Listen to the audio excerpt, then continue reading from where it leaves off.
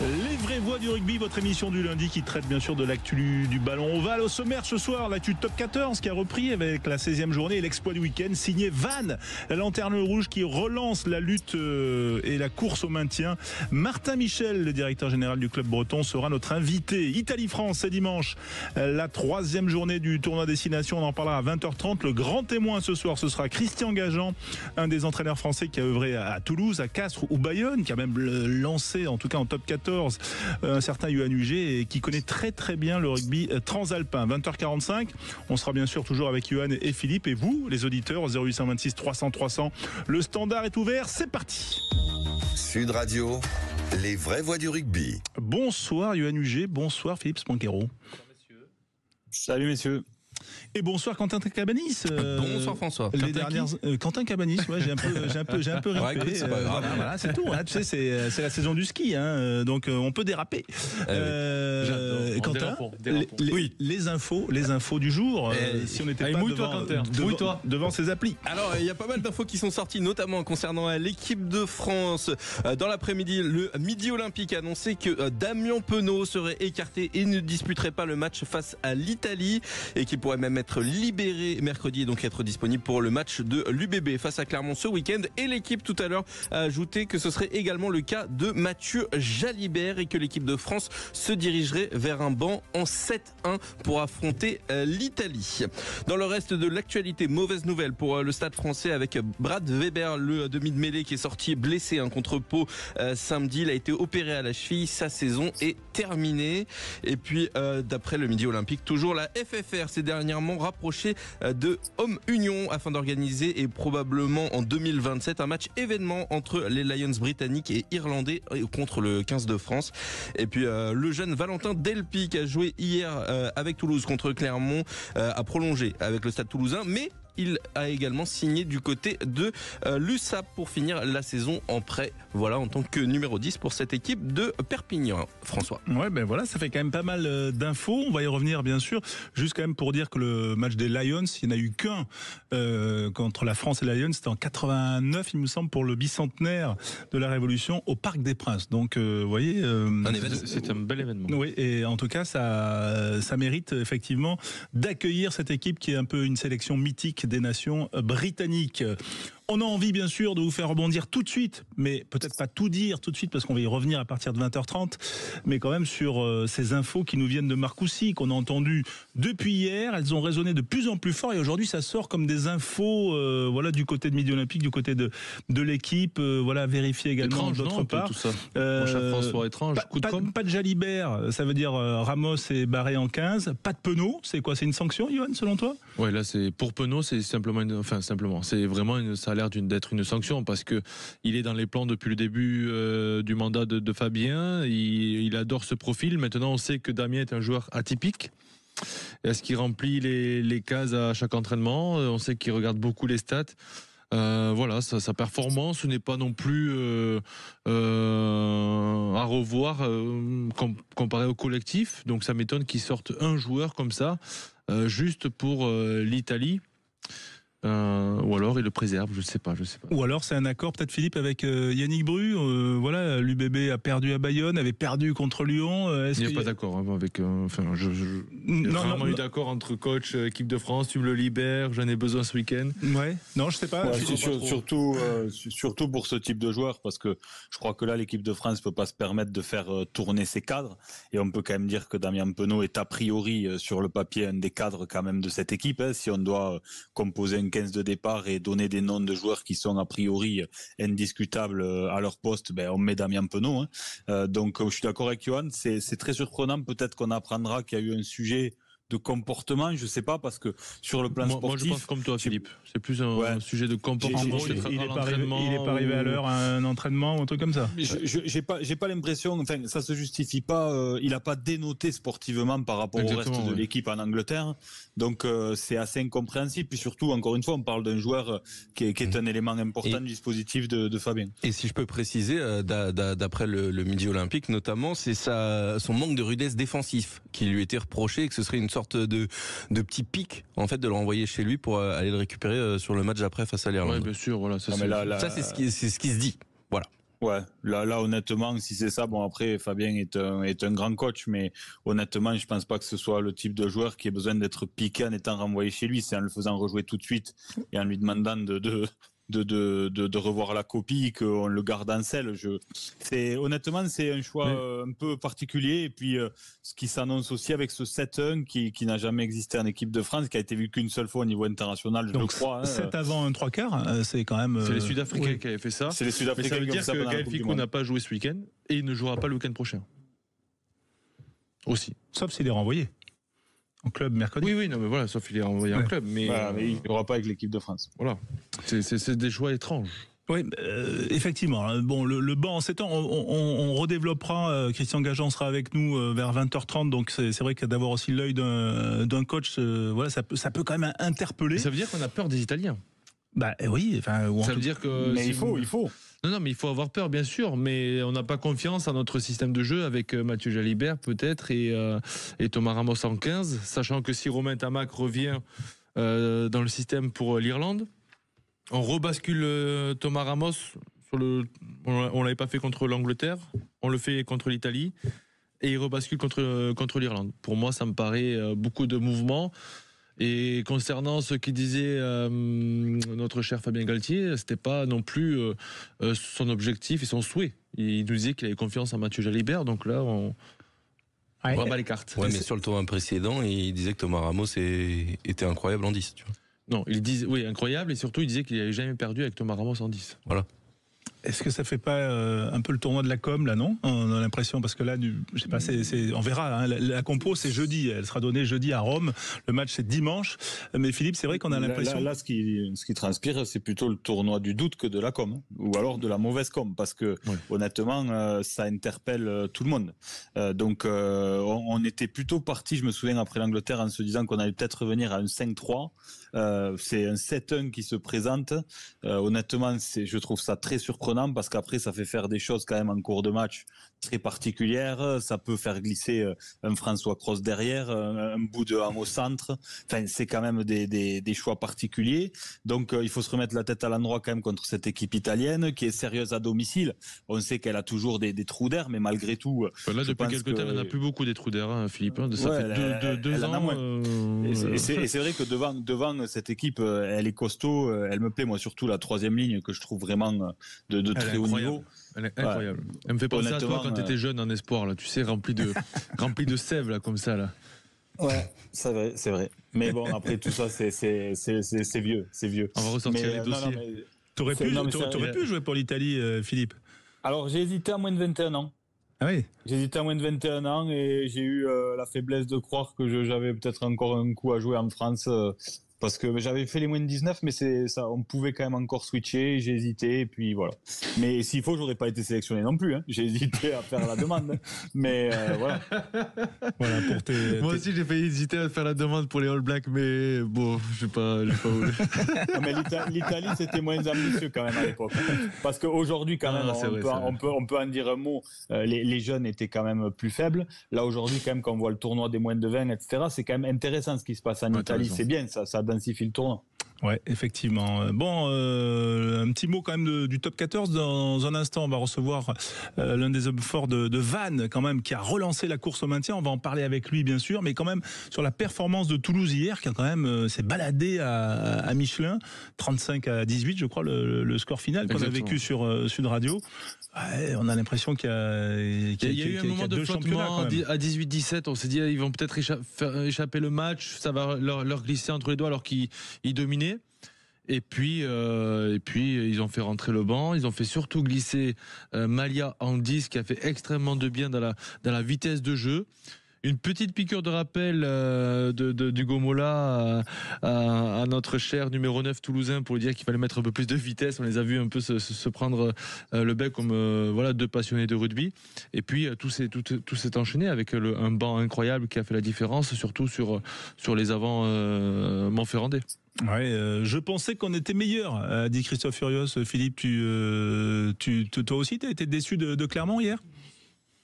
J'ai été déçu de Clermont et à la fois toujours aussi impressionné par cette capacité de Toulouse, même en période de doublon, à avoir des joueurs qui sont pas forcément les titulaires assumés, parce que ça s'est déjà pas produit la saison dernière. C'est ce qui leur a permis d'être un peu en gestion en fin de saison. On le répète, on l'a dit X fois, mais la saison dernière, je crois que c'est 57 ou 59 joueurs utilisés. On s'oriente vers la même lecture cette année, le même Tournure. Scénario, pardon. Ouais. La même tournure, et donc c'est de bon augure, parce que on sait à quel point pendant quelques années Toulouse a mal digéré les doublons et après a dû cravacher sur la fin de saison régulière, et là malgré les doublons ils reprennent leur place de leader et on les sent en maîtrise totale. Donc Clermont a été pris partout, donc Clermont on attendait quand même autre chose, mais surtout c'est la profondeur de ce banc toulousain qui impressionne chaque année à chaque sortie. Mais surtout qu'il s'est permis de ne pas prendre Capuzzo et Bianchi-Gord qui étaient disponibles pour le club aussi également. Donc tu te permets de laisser deux internationaux en grande forme et de faire confiance aux jeunes. La rentrée de Nelson Épée elle était incroyable. Là où ça a pêché, où j'aurais joué Christophe Furios, c'est sur le banc clermontois où il n'a pas été à la hauteur. Je pense à Oda Pileta qui ça ne lui ressemble pas, donc c'est pour ça qu'on peut le pointer du doigt. Et sa rentrée, elle est pas, il se fait contrer, il loupe une pénale touche et sur des moments importants dans le match. Ouais, à suivre. En tout cas, Toulouse a repris sa place de leader, 3 points d'avance sur Bordeaux-Bègles et sur Toulon. Et Toulouse reçoit 2 fois. 5e, voilà, Toulouse reçoit 2 fois. Et La Rochelle est sortie du top 6. On va y revenir dans un instant. On va parler de la lutte pour le maintien avec Vannes qui a fait la grosse opération du week-end en s'imposant au Racing. On en parle dans un instant avec son directeur général. Restez avec nous, les vrais voix du rugby sont là. 0826 300 300, vous nous appelez. Au-delà au standard, bien sûr, pour vous répondre et pour venir discuter un peu rugby, cette actualité, le 15 de France, on en reparlera dans un quart d'heure. Là, on se concentre sur le top 14. C'est l'un des exploits du week-end. La victoire de Vannes au Racing, 30-25, je le dis de mémoire. C'est une des victoires qui relance la course pour le maintien. Voilà, la lutte pour le maintien. Et on est ravis d'accueillir sur l'antenne de Sud Radio Martin Michel, ancien joueur du club et surtout aujourd'hui directeur général. Bonsoir Martin. Bonsoir à vous. Merci d'être avec nous en direct. C'est vrai que cette victoire 30-25, je le disais, d'abord, elle ne souffre d'aucun doute. Je veux dire, elle a été claire et nette, même si elle a été challengée par des Racingmen qui ont essayé quand même de jouer. Oui, après c'est une vraie performance où on était bien concentré sur le match, on était excité à l'idée de découvrir cette nouvelle enceinte pour le club, c'était une première. Après il y a eu aussi un scénario de match, hein. Il y a eu 2 essais refusés pour le Racing, un carton rouge.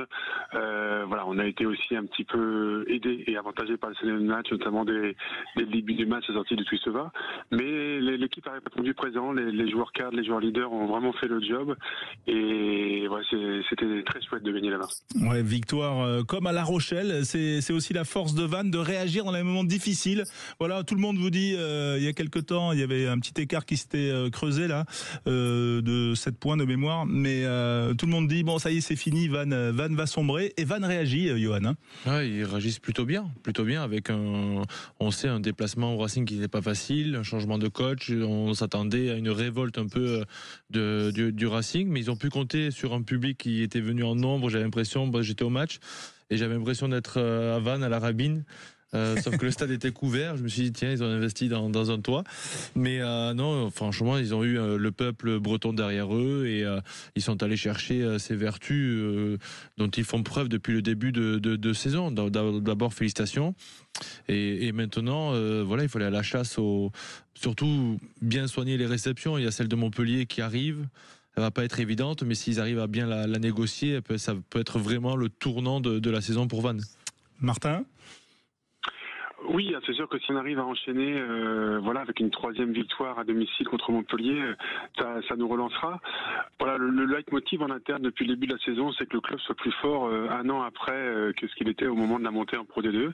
Et on sait que chaque victoire en Top 14 est une vraie performance pour nous et nous fera progresser. Donc voilà, c'est notre leitmotiv. Et puis après, voilà, on veut rester dans cette lutte au maintien le plus tard possible dans la saison. Et j'espère qu'on pourra enchaîner samedi contre Montpellier, mais ça sera aussi, là encore un une vraie performance de gagner. Comment vous préparez, excusez-moi François, mais comment vous préparez la saison prochaine? Du coup, vous ciblez un recrutement top 14 ou plus orienté Pro D2? Non, c'est vrai que c'est pas simple de naviguer avec ces deux scénarios. Le club est jeune dans le giron professionnel, le club est encore plus jeune dans le top 14, donc on essaie d'apprendre vite, si près, si loin. Donc là, on essaie déjà de renouveler les meilleurs éléments de notre effectif. On a pu re-signer Joe Edwards sur les 3 prochaines années, ce n'est qu'à la Macronie. Et puis voilà, on a quelques postes ciblés sur lesquels on va chercher de la plus-value, quelle que soit la division, et on se garde quelques jokers.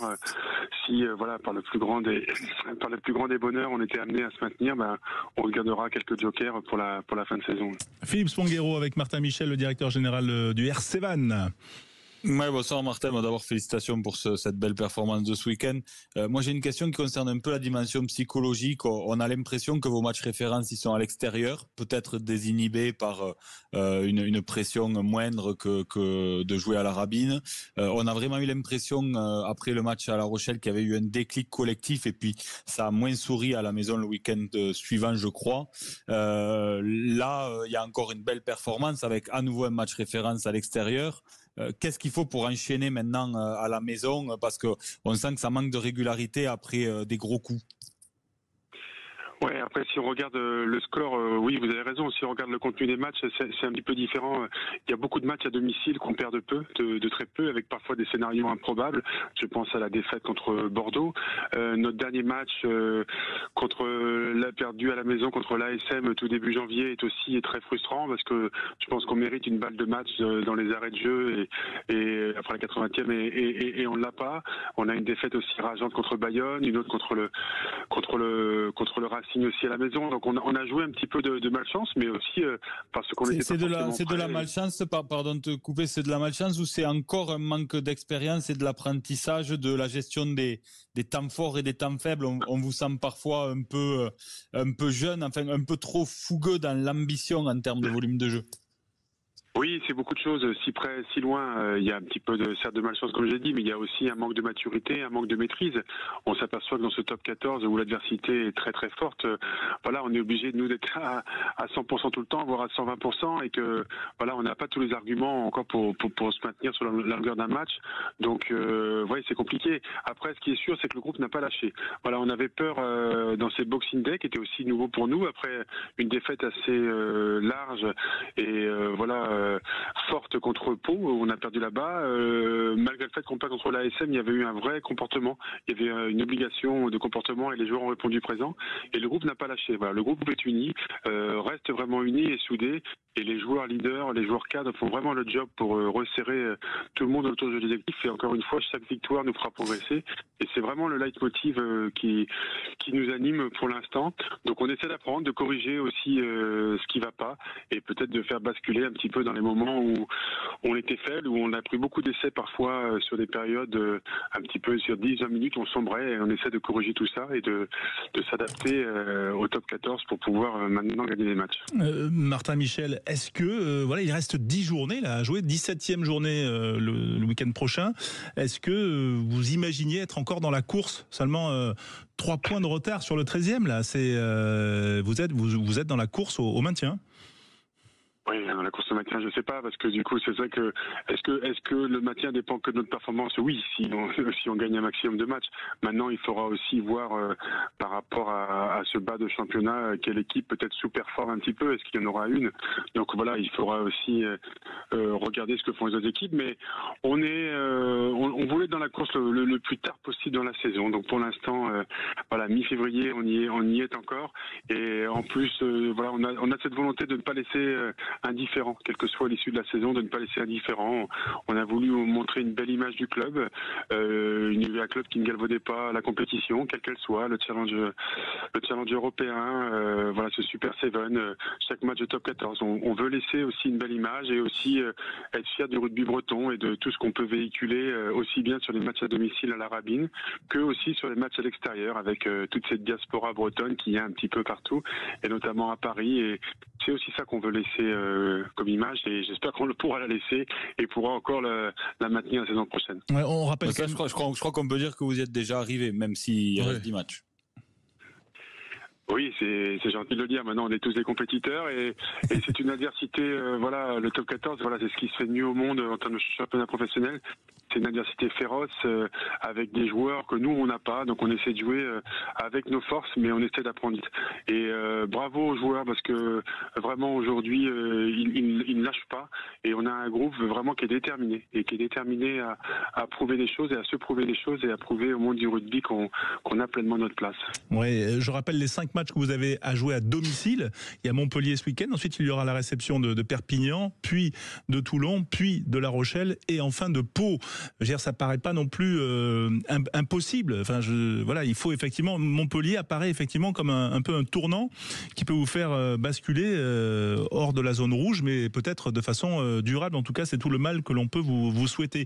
Est-ce que vous, qui avez été joueur, Martin Michel, deuxième ligne, et donc qui connaissez bien le terrain, vous êtes surpris par exemple du niveau atteint par votre manager, par tous les rouages du club pour se maintenir en top 14, parce que vous avez connu toutes les étapes de la progression du club.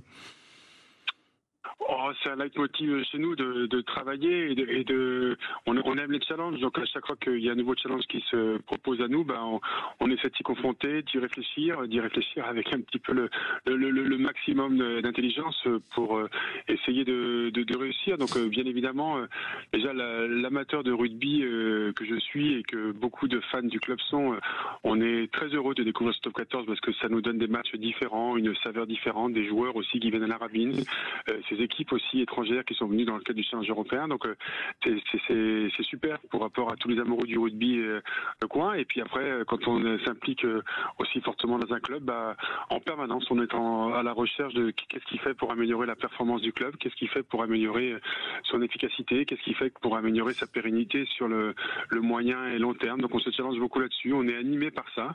Et oui, ça nous motive et d'être payé de temps en temps comme on l'a pu l'être ce week-end au Racing, ça fait du bien et ça continue à conforter le projet du club. Ouais, c'est en tout cas tout ce qu'on peut vous souhaiter. 900 licenciés, c'est ça quand même. J'ai lu ça. C'est une bonne information. 900 licenciés au club. Alors, c'est pas tout à fait, c'est 900 adhérents sur l'ensemble du club. Mais dans les adhérents, il y a aussi des bénévoles, il y a les dirigeants et tout ça. Mais on est à peu près plus de 500, entre 550 et 600 licenciés au sein du club, avec la volonté de développer aussi de la pratique sur un nouveau territoire où c'est pas forcément simple, et la pratique à tout niveau, de l'école de rugby, en passant par des nouveaux publics, des nouvelles pratiques, le rugby féminin, et puis avec cette locomotive qu'est l'équipe professionnelle et tout ça aujourd'hui, l'équipe professionnelle et les joueurs qui jouent, qui incarnent cette réussite, permet de tirer tout le club vers le haut. À Paris, c'était les supporters bretons ou des Bretons parisiens? Ça, faut leur demander. Non, c'est pas vous qui avez organisé le déplacement, c'était ma question. Non, il y avait quelques supporters du Morbihan et de toute la Bretagne qui sont allés à Paris, et puis il y a toute une diaspora bretonne puisque on sait tous qu'il y a beaucoup de Bretons à Paris, donc ils étaient tous fiers et c'est ça qui est chouette aussi, c'est que le rugby est un sport où c'est toute son identité, de revendiquer notre territoire, de là où on vient, peut s'exprimer. Donc on est fiers de galvaniser aussi cette belle énergie et fierté bretonne comme on dit ici. Martin Michel, directeur général de Vannes, qui était avec nous en direct sur Sud Radio. Un plaisir de vous avoir avec nous, bien sûr. Et peut-être Philippe ou Quentin, dernière petite mot pour Martin avant de le libérer. Non ? Vas-y Philippe. Alors désolé, on va dire que je reviens au contexte, mais ce passage en top 14, qu'est-ce qu'il a changé dans votre impact sur le territoire? Est-ce que vous avez pu aller chercher des partenaires que vous n'arriviez pas à avoir avant pour encore densifier ce socle qui est déjà très costaud d'entrepreneurs locaux, régionaux? Est-ce que ça vous a ouvert d'autres horizons en termes de développement? Non, ça a consolidé le travail qu'on a fait depuis de nombreuses années. Donc c'est vrai qu'aujourd'hui, autour du club, il y a des grosses entreprises du milieu entrepreneurial breton qui sont présentes et qui répondent présentes. Donc ça c'est chouette. Donc ça en a fait Caxon de Festa, consolidé. Il y a aussi l'ensemble des collectivités territoriales parce que pour aussi Vannes n'est qu'une ville de 55 000 habitants avec une agglomération de 70 000, mais ce n'est qu'une ville de 55 000 habitants. Donc il faut qu'il y ait aussi un peu un pacte breton entre les entreprises et les collectivités pour faire avancer le club parce que faut pas être naïf, il faut de l'argent, il faut faire évoluer les infrastructures.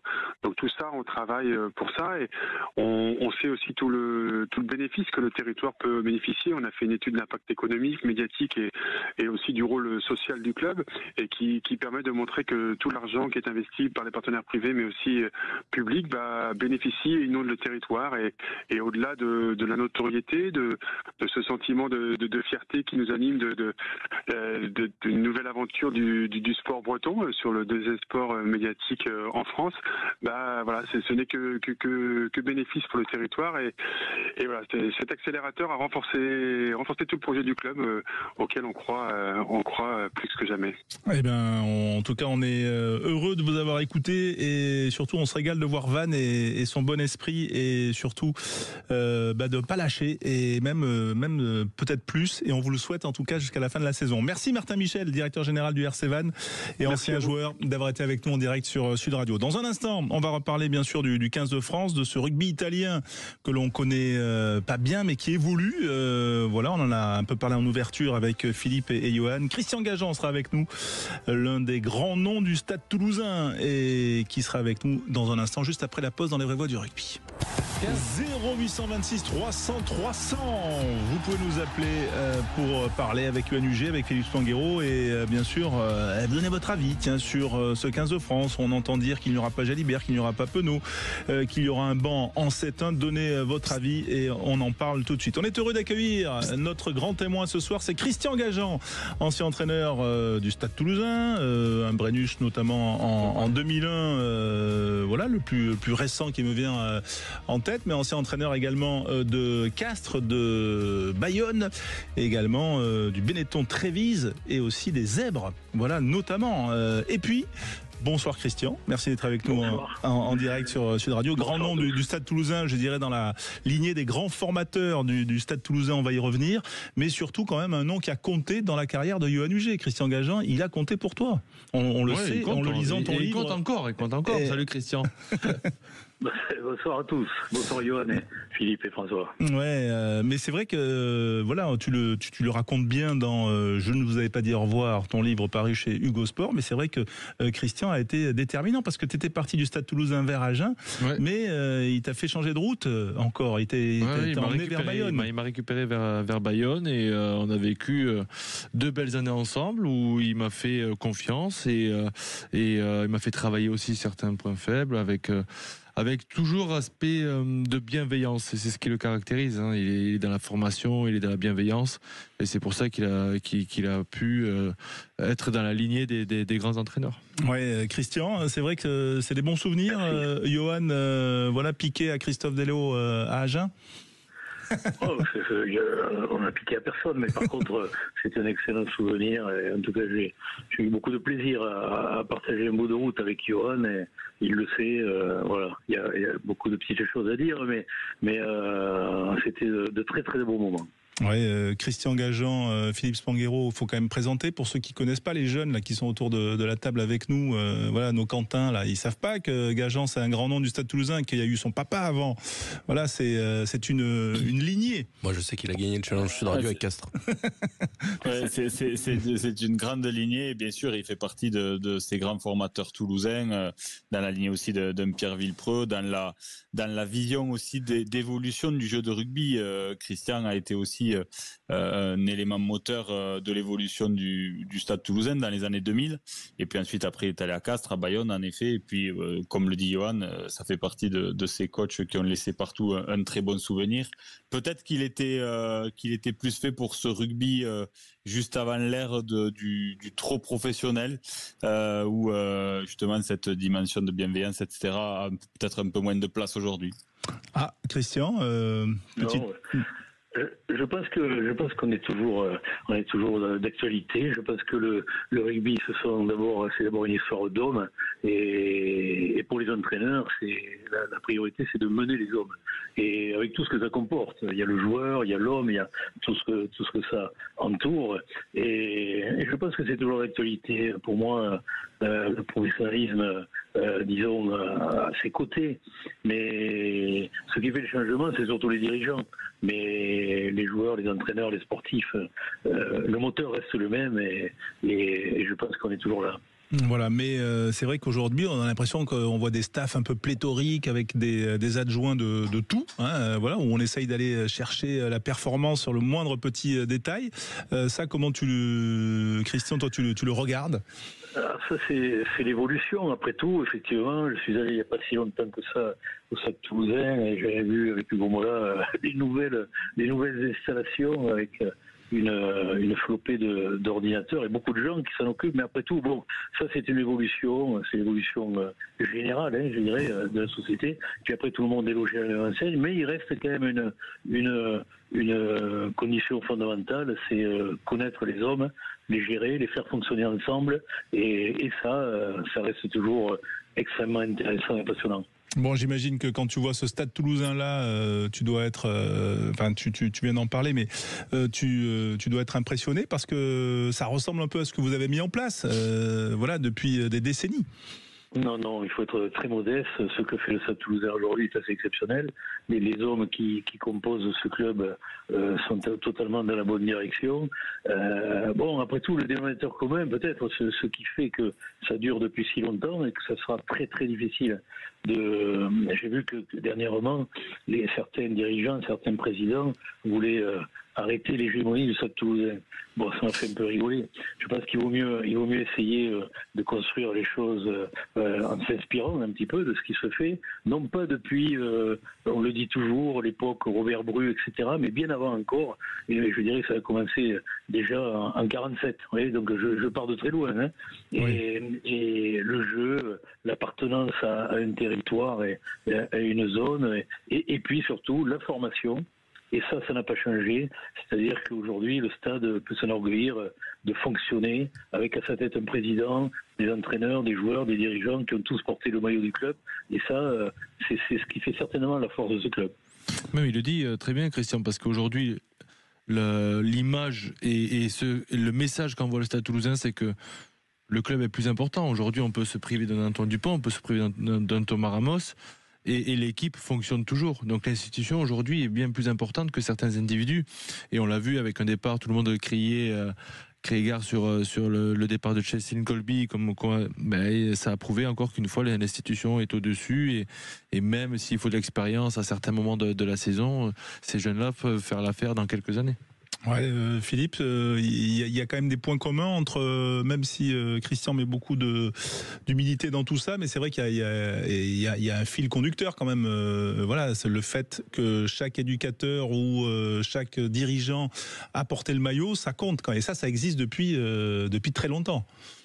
Ouais, ça compte. Et puis c'est vrai que ça peut agacer les gens de l'extérieur d'entendre quelque part toujours le même discours dans la bouche de nouvelles personnes en disant que on n'est que de passage, que il faut rendre le maillot plus beau qu'on l'a laissé. Mais en tous les cas, c'est une vraie réalité dans le quotidien de ce club.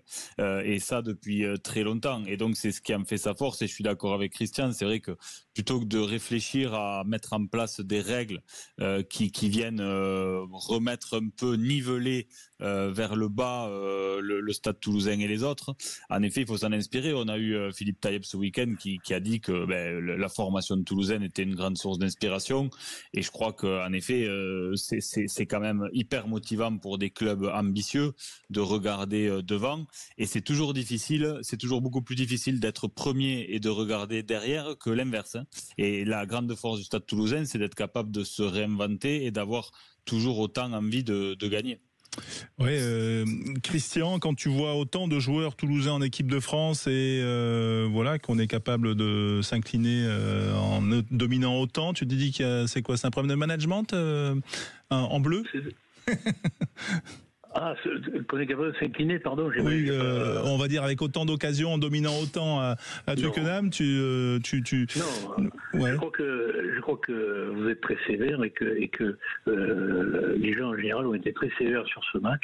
Ça arrive de temps en temps, ça peut arriver. L'équipe de France a beaucoup joué, beaucoup tenté, pas mal créé, et c'est effectivement donné beaucoup d'occasions de marquer. Mais bon, il y a eu le petit truc qui a fait que la dernière passe, le dernier ballon capté ne l'a pas été. Ça arrive de temps en temps dans un match, dans une saison, dans une période. Mais il ne faut pas tout jeter. Je pense que l'équipe de France va montrer très rapidement, et à commencer par le prochain match, qu'elle est vraiment sur le bon chemin et qu'il n'y a pas lieu de s'alarmer. Ouais, on ouvrait cette émission avec les infos qui nous viennent là de Marcoussis. Alors voilà, est-ce que c'est mais bon, souvent c'est info intox, mais ça a l'air quand même d'être de l'info. Voilà, Jalibert, Penaud sur la touche, un banc à 7 avant 1 3/4. Qu'est-ce que ça t'inspire, Christian, toi, avec ton œil de coach? Oui, le coach, il faut l'avoir avec beaucoup d'humilité. Je pense que si Fabien Galtier et ses adjoints fonctionnent avec cette idée-là, c'est qu'ils ont une idée derrière la tête et ils savent ce qu'ils font. Donc je ne suis pas très inquiet sur le futur du match contre l'Italie. Je pense que l'équipe de France va très très rapidement reprendre son chemin, parce qu'en fait elle est quand même sur un bon chemin depuis quelques temps, et donc ils ont leur raison. Très certainement, et on ne peut pas tout connaître, et c'est bien d'ailleurs qu'on ne connaisse pas tout, mais on aura la surprise la semaine prochaine. Johan, tu penses que le 7-1, c'est un essai pour l'Irlande 2 semaines plus tard? Forcément, ou sinon il n'y a pas de fil conducteur entre l'Angleterre, où on a l'impression que c'est une honte d'avoir perdu en Angleterre, mais on est tombé sur une très belle équipe d'Angleterre qui n'a rien lâché, et il faut des fois accepter qu'on a été un peu moins performant, une équipe maladroite. Mais il ne faut pas tout remettre en question. Alors si c'est pour préparer l'Irlande, qu'on se serve du match de l'Italie, ok, on accepte. Mais si c'est pour faire un 6-2 face à l'Irlande, il va falloir se poser les bonnes questions sur la continuité d'un tournoi et d'avoir la confiance des joueurs. C'est ça aujourd'hui, les joueurs ont besoin de confiance, et mis à part enlever la confiance à Mathieu Jalibert en le sortant, je ne sais pas si c'est nécessaire. Et surtout à Damien Penaud. Il est cadre de cette sélection depuis 2019. Pour peut-être un non-match, s'il considère qu'il a fait un non-match par rapport au collectif, si il le sort pour ça, je trouve que c'est assez sévère. Ouais, Philippe, sur ce point.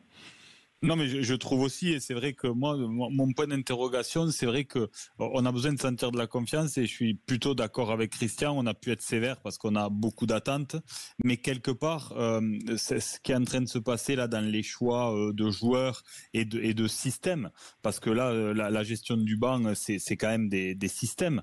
Ça interpelle, parce que finalement, on se demande si le staff a une idée précise, et c'est ça qui est le point d'interrogation qu'on peut avoir, et qui amène du doute chez nous observateurs, en se disant, est-ce que voilà, la direction elle est vraiment claire, parce que si vraiment on s'oriente vers un 7-1, ça m'interpelle énormément. Ça s'est quasiment jamais vu. Les Sud-Africains ont pris ça à leur compte parce qu'ils ont un projet de jeu qui se prête à ça. Mais nous, on a dit qu'on était allé trop loin dans la dépossession, qu'on voulait revenir à autre chose en termes d'ambition dans le jeu, parce que offensivement, quand même, on reste un peu encore sur notre fin. C'est vrai qu'on est plutôt très efficace sur les ballons de récupération, mais offensivement, sur nos lancements, on a encore on attend mieux par rapport aux joueurs qu'on a dans cette équipe, et donc arriver sur un 7-1, quel message ça envoie sur le projet de jeu de l'équipe de France? Une adaptation par rapport à l'équipe qu'elle va jouer, une stratégie, et surtout s'il le fait contre l'Italie que ça fonctionne, peut-être qu'il peut le reproduire aussi face à l'Irlande, parce que le match le plus important de ce tournoi, ça restera l'Irlande s'il gagne déjà l'Italie, mais il y a... Si tout le monde... Non, mais il faut quand même se dire que j'espère pour nos Bleus, mais même en 7-1, tu casseras pas la gueule à l'Irlande. Parce qu'il va les prendre devant, peut-être. Oui, non, mais il va falloir les prendre partout, quoi. Enfin, je veux dire, tu peux pas te dire que... Il est trop tôt pour entrer dans ce débat-là. Ouais. Bon, mais ceci dit, ça m'intéresse quand même, Christian, que tu réagisses sur ces interrogations, parce que ces interrogations, c'est celles qu'on a nous en tant qu'amateurs de rugby. Voilà, c'est d'abord le problème de la cohérence, et puis ensuite du signifiant. Qu'est-ce que ça veut dire? Non, je pense que l'idée, certainement, elle doit être sur ce match particulier contre l'Italie. Je ne sais même pas s'il y a un lien ensuite avec ce qui va se passer sur la suite du tournoi. Contre l'Italie, bon, le choix qui est fait comme ça, peut-être parce qu'il est identifié que en densifiant au fur et à mesure du match avec des individus frais devant, bien à force, les Italiens vont finir par craquer. Voilà, peut-être, mais je pense que c'est tout à fait ponctuel. Je ne pense pas qu'il y ait une stratégie globale, même sur la suite.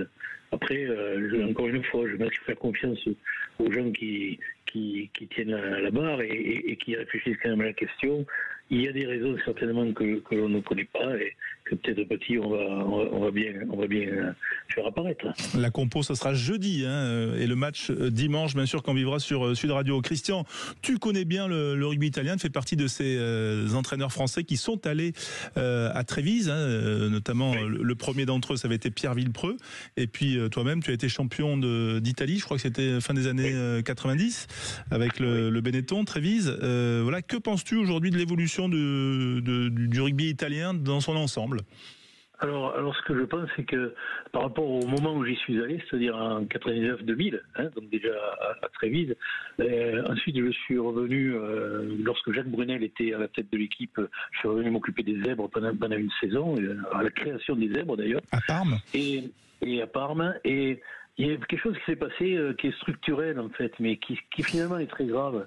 C'est que à l'origine, quand j'étais en Italie en 2000, il y avait un championnat national avec 12 équipes en première division, puis après il y avait une deuxième division, puis il y avait des équipes de jeunes également qui étaient liées à ces clubs de première division.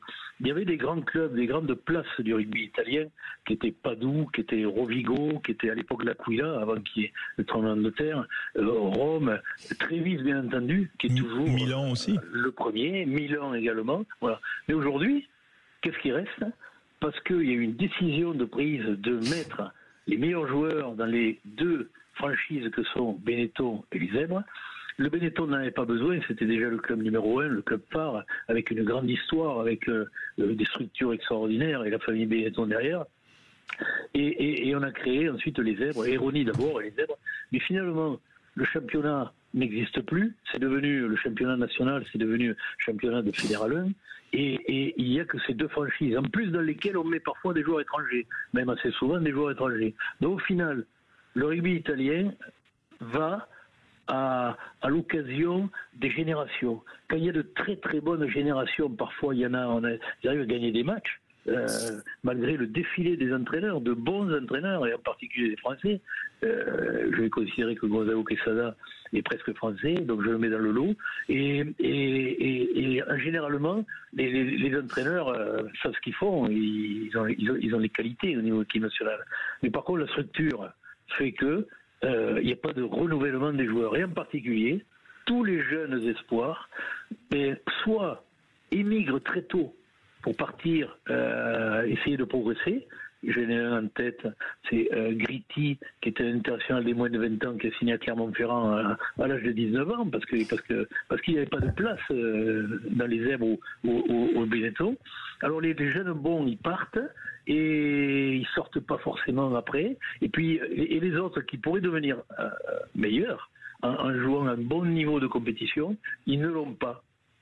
Au final, eh bien, à mon avis, le rugby s'est appauvri. Il y avait, il y a 20 ans, il y avait des équipes qui tenaient la route, qui étaient capables de rivaliser, et avec la manne des 6 nations et avec les moyens qui ont été donnés à la fédération italienne pendant toutes ces années, je pense qu'en maintenant un bon championnat, en développant les structures de jeunes et la formation, eh bien, le rugby italien serait nettement au-dessus actuellement. Ouais, c'est intéressant. C'est étrange parce que d'un point de vue extérieur, on a l'impression que le rugby italien se porte bien, justement, quand on voit les équipes de moins de 20 et l'équipe d'Italie depuis 2 ans avec presque une victoire sur le sol français historique. Donc, oui. C'est pour ça que sur la formation, tu as raison sur la formation, hein, parce qu'il faut prévoir l'avenir. Mais voilà. Sur l'instant T, on a l'impression que ce rugby italien est en plein développement. Je parle de la durée. Bien Il y sûr. a toujours eu quelques bons résultats. Même, je me souviens, en 98-99, l'Italie avait battu la France à Grenoble, je me souviens, il y a très longtemps. C'est en 97, je pense. 97. Il y a eu quelques résultats ponctuels, parfois comme l'équipe d'Italie est gagnée à l'Écosse ou autre. Mais sur la durée, je pense qu'ils sont pénalisés par cette volonté d'avoir voulu mettre 2 franchises et qui jouent le championnat avec les Celtes, puisqu'ils ne jouent que cette compétition avec la Coupe d'Europe, mais ils jouent le championnat avec les Celtes. Ce championnat il est compliqué parce qu'il y a beaucoup de déplacements. Les joueurs tous les 15 jours sont en vadrouille pendant 3 jours. Il y a une fatigue, inutile. De ces déplacements, et au final je pense que ils n'ont pas développé le rugby italien comme il se devait, même si, comme le dit Johan, il y a des résultats ponctuels, il y a une belle génération de moins de 20 ans actuellement en Italie, mais il y en avait aussi une quand j'étais aux Zèbres en 2013. Eh bien, aujourd'hui, je ne vois aucun joueur de cette génération. Tu as raison, Christian. Mais si on prend le Leinster, c'est quasiment 80% de l'équipe d'Irlande. Et il joue que la Coupe d'Europe. Oui, mais c'est un fonctionnement différent avec 4 provinces. En Irlande, il y a quoi, 4 provinces, donc. Oui, 4 provinces, mais celle qui fournit, c'est le Leinster. Le pays n'est pas tout à fait le même. Ensuite, en termes de. Non, mais tu penses pas qu'ils essaient de reproduire ce système-là?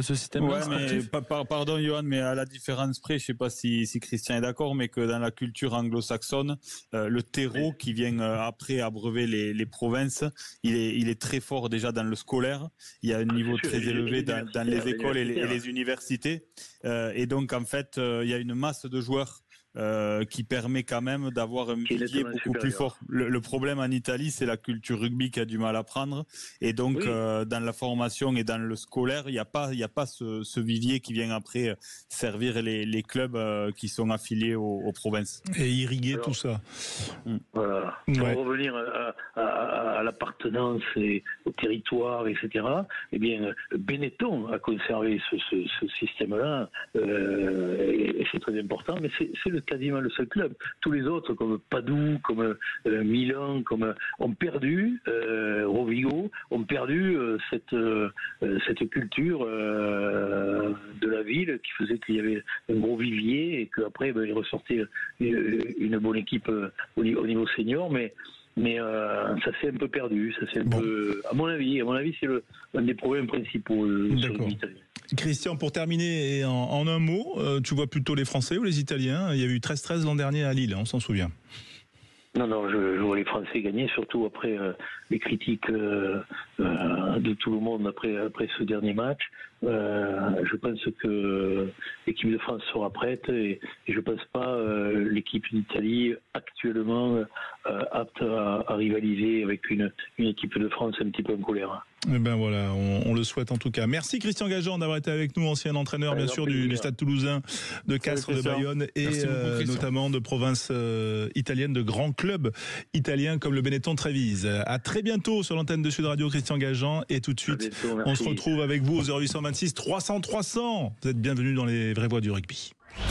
Les vraies voix du rugby pour parler bien sûr toute l'actu rugby avec vous au 0826 300 300. Vincent est avec nous, Vincent de Perpignan qui nous appelle au 0826 300 300. Bienvenue, Yohan Huget, Philippe Sponguero sont là et on est content de t'avoir Vincent. Voilà, j'imagine que le week-end ça fait quoi déjà Perpignan 20 partout. 20 partout, c'est vrai, 20 partout, pardon, j'allais te dire j'imagine que ça s'est bien passé. Bah non, Vincent, j'imagine que tu devais être déçu quand même si Castres reste quand même toujours un adversaire difficile à manier. Hein. Bonsoir à tous.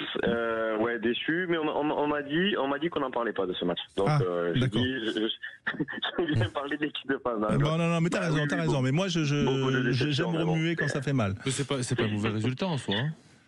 en soi. Bah si, parce que quand tu gagnes pas à domicile, c'est toujours un mauvais résultat. Mais, oui, mais c'est une belle équipe Castres en bonne confiance. Enfin, j'ai trouvé que le match était plutôt équilibré sur la deuxième mi-temps avec des Perpignanais qui ont dominé en première mi-temps, mais chacun a eu sa mi-temps. Et j'ai pas trouvé des Perpignanais en deçà. Je sais pas comment vous l'avez vu vous. Ouais, pour nous, le tournant du match, il est sur l'essai de Raïsouké juste avant la mi-temps. Ouais, peut-être. Un bel essai d'ailleurs. Contre la mi-temps, si on tourne à 14-3, c'est sûr que c'est pas du tout pareil. Et l'essai qu'on prend à la 40e, ben c'est ce qui maintient en vie Castres. Et derrière, voilà, c'est sûr que 4 points d'écart, c'est rien du tout, quoi. Oui, l'équipe de France alors, il y aura quand même un Perpignanais, mais côté italien. Un numéro 10. Ouais. Bon, Thomas Soalan. Oui, ça lui a fait du bien cette pige qu'il a fait pendant le tournoi, donc c'est plutôt positif qu'il y retourne. Et je pense que même la forme qu'il a vraiment face au Perche, même si dans le jeu, nous c'est pas trop le jeu qu'on développe avec l'USAP, lui convient pas trop dans sa façon de jouer. Mais c'est sûr que c'est quand même un joueur sûr, que ce soit en défense, que ce soit face au Perche ou même dans les jeux de déplacement, donc c'est bien pour lui. Voilà, mais tu sens quand même ces Italiens capables de nous ennuyer comme l'an dernier à Lille, autant parce qu'on se souvient quand même ça s'était joué à un poteau ou une pénalité ratée là dans les derniers instants. Hein. Poteau et raté. Je les vois pas. Ouais, non, je les vois pas parce que quand même, je vois les Bleus quand même assez solides malgré la défaite en Angleterre.